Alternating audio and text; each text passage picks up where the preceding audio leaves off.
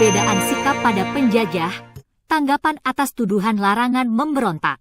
Admin 17 Juni 2023 in opini oleh Kiai Hamdan Suhaemi.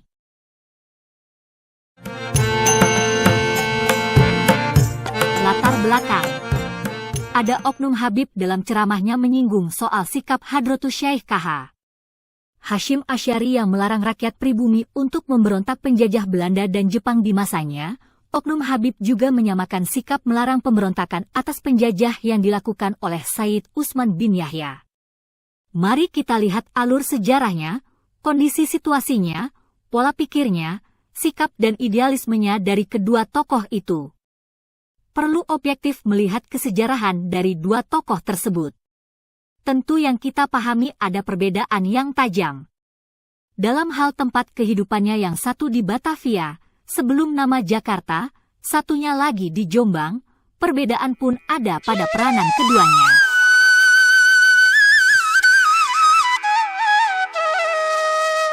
Said Utsman bin Yahya.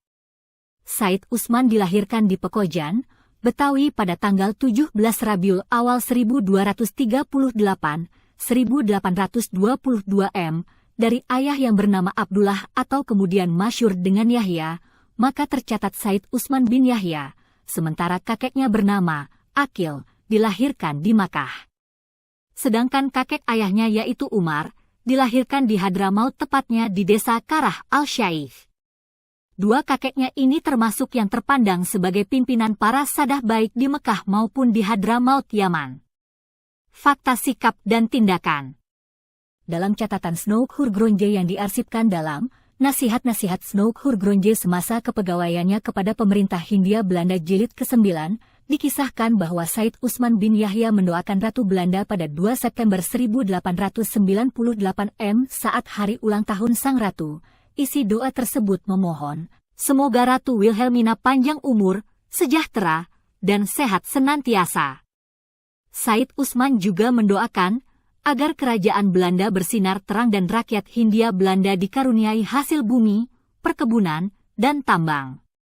Doa Said Utsman bin Yahya, Mufti Batavia untuk Ratu Belanda yang diucapkan di Masjid Pekojan Batavia tersebut kemudian memicu kecaman dari ulama dan berbagai pihak yang anti penjajahan Belanda.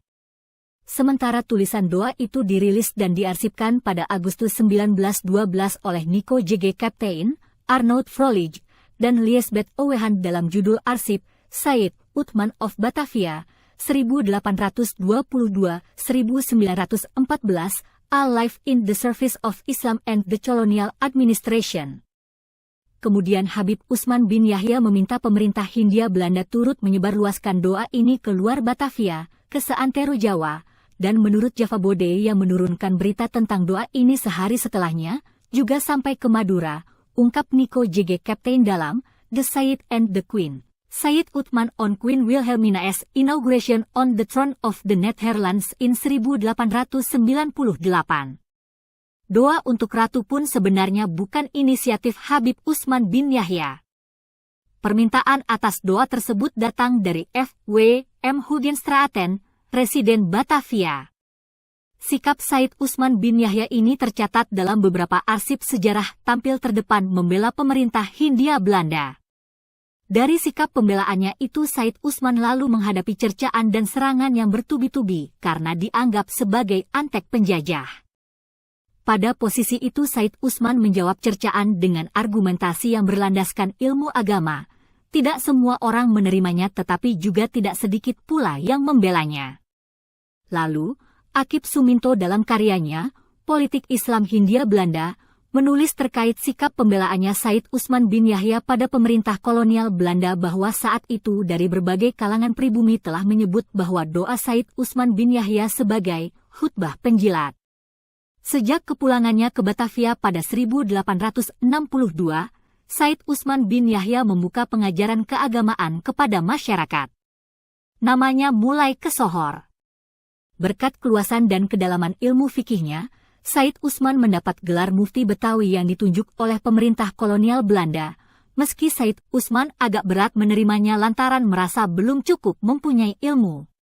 Di samping itu peran Said Usman begitu signifikan dalam membantu kerja-kerja kolonialisme yang dilakukan oleh seorang intelektual, seorang orientalis pilihan Belanda yaitu Snoek Hurgronje.